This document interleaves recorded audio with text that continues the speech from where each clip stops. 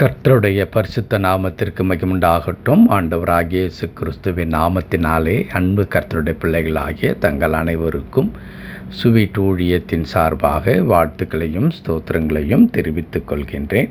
சங்கீதங்களின் புத்தகம் 20ஆம் சங்கீதம் 7 மற்றும் 8 வசனங்கள். சங்கீதம் 20 வசனங்கள் 7 மற்றும் 8.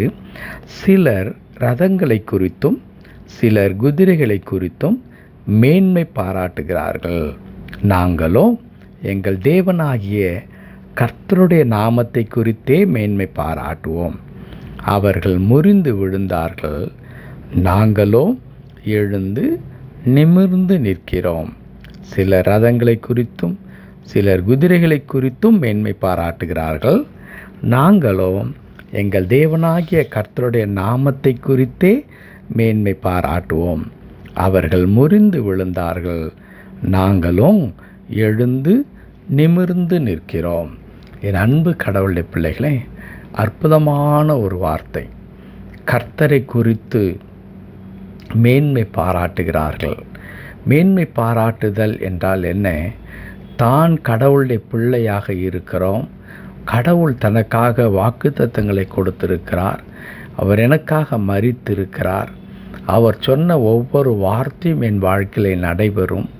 அது மாத்திரமல்லாமல் அவர் என்னுடைய சுகத்தை, என்னுடைய ஆசீர்வாதத்தை அவர் விரும்புகிற கடவுள் என்கிறதான நம்பிக்கை உடையவர்களாக கடவுளை சார்ந்து கொள்ளும் பொழுது, கடவுளை இந்த உலகத்தில் நாம் முதன்மையானவராக நம்முடைய வாழ்க்கையில் வைத்து அவரை நாம் பற்றி கொண்டு இந்த உலக பிரகாரமான எந்த காரியத்தையும் நமக்கு சாதகமானதோ சதமானதாகவோ நினைக்காதபடிக்கு ஒரு கர்த்தருடைய பிள்ளை வாழ்வாரானால் அந்த கர்த்தருடைய பிள்ளையை எப்படியாய் ஆண்டவர் உயர்த்துகிறார் என்பதை தான் இங்கே தாவீது குறிப்பிடுகின்றார். 2 விதமான மக்களை குறித்து இங்கே பேசப்படுகிறது. ஒன்று, கர்த்தரை குறித்து மேன்மை பாராட்டுகிறவர்கள்.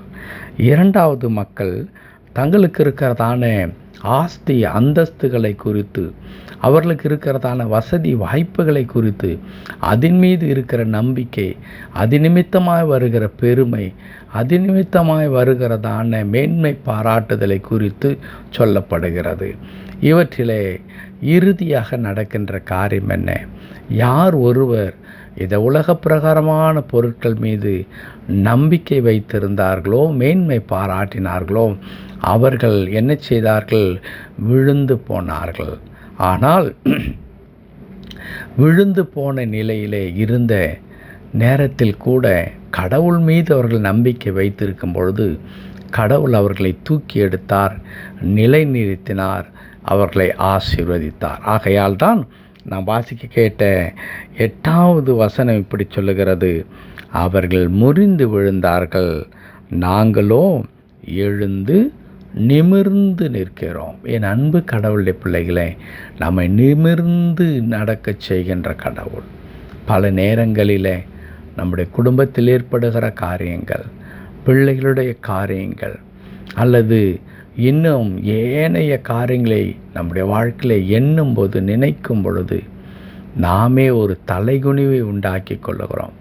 என் உறவுகளை நான் எப்படி ஃபேஸ் பண்ணுவது? என் நண்பர்களை அல்லது எனக்கு தெரிந்தவர்களை நான் எப்படி ஃபேஸ் பண்ணுவது என்கிறதான ஒரு விதமான அவமானத்தை போல நாம் உணர்கிற மக்களாக இருக்கிறோம்.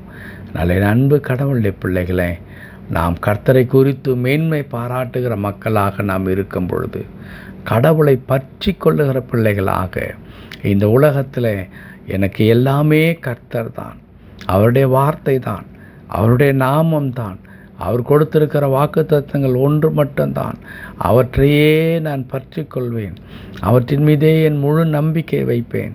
நான் கடவுளுடைய பிள்ளையாய் இருக்கிறதுனாலும், வாக்குத்தத்தங்களை ஆண்டவர் கொடுத்திருக்கிறதுனாலும், அவரை குறித்து நான் பெருமையாய் நான் எண்ணிக்கொள்வேன் என்று யார் ஒருவர் நினைக்கிறார்களோ, அவர்கள் வாழ்க்கை முறிந்து கீழே விழுந்து போன தரைமட்டமாக்கப்பட்ட ஒரு வாழ்க்கையாக இருந்தால் கூட கர்த்தர் அவர்களை தூக்கி எடுத்து அவர்களை ஆசீர்வதித்து அவருடைய சத்துருக்களுக்கு முன்பாக ஆண்டவர் அவருடைய பெயரை பெருமைப்படுத்த வல்லவராக இருக்கிறார்.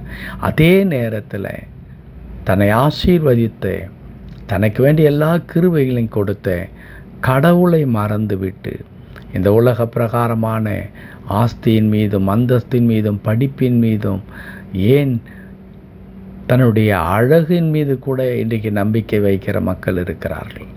அவையெல்லாம் ஒரு நாள் அதுவும் சடுதியாக நம்மை விட்டு போய்விடும். அன்றைக்கு என்ன ஆகும்? ஒரு முறிந்து விழுந்த ஒரு நிலைமை ஏற்படும். ஆகவே என் அன்பு கடவுளுடைய பிள்ளைகளே, இந்த காலை நேரத்தில் நீங்கள் யாரை குறித்து மேன்மை பாராட்டுகிறீர்கள்? எது உங்களுடைய கௌரவமாக நீங்கள் கருதுகிறீர்கள்? எதை உங்களுடைய பெருமையாக மேன்மையாக கருதுகிறீர்கள்? எதை நீங்கள் சார்ந்து வாழ்ந்து கொண்டிருக்கிறீர்கள்? கர்த்தரை சார்ந்து வாழ்ந்து கொண்டிருக்கிறீர்களா? அல்லது இந்த உலக பிரகாரமாக உங்களுக்கு இருக்கிறதான பொருளாதார பாதுகாப்பையோ அல்லது உங்களுடைய வசதி வேலை வாய்ப்புகளையோ அவைகளே உங்களுக்கு சதமாக இருக்கும் என்று நினைக்கிறீர்களா? என் அன்பு கடவுளுடைய பிள்ளைகளே, இந்த உலகம் ஒரு நாள் நம்மை கைவிடும். ஆனால் கைவிடாத நேசர் இருக்கிறார். அவர் நமக்காக ஜீவனை கொடுத்த கடவுள். அந்த கடவுளை நாம் பற்றி கொள்ளும் பொழுது நீங்கள் ஒருவேளை இன்றைக்கு முறிந்து விழுந்து கிடக்கிற நிலைமையில் இருக்கலாம். அந்த வசனம் அப்படித்தான் சொல்லுகிறது. சிலர் ரதங்களை குறித்தும் சிலர் குதிரைகளை குறித்தும் மேன்மை பாராட்டுகிறார்கள். நாங்களோ எங்கள் தேவனாகிய கர்த்தருடைய நாமத்தை குறித்தே மேன்மை பாராட்டுவோம். அவர்கள் முறிந்து விழுந்தார்கள், நாங்கள் எழுந்து நிமிர்ந்து நிற்கிறோம். எத்தனை அற்புதமான ஒரு வார்த்தை! விழுந்து கிடக்கிற உங்களை, கூனி குறுகி கிடக்கிற உங்களை, அவமானத்தினாலும் நிந்தையினால் நிறைந்திருக்கிற உங்களை கடவுள் தூக்கி எடுத்து நிமிர்ந்து நடக்க செய்ய போகிறார். உங்கள் சத்துருக்களை நீங்கள் தேடியும் காணாதிருப்பீர்கள். கர்த்தர் தாமே இந்த அற்புதமான வார்த்தையின்படியே உங்களை அபரிமிதமாய் ஆசீர்வதித்து வழிநடத்துவாராக. ஆமென், ஆமென்.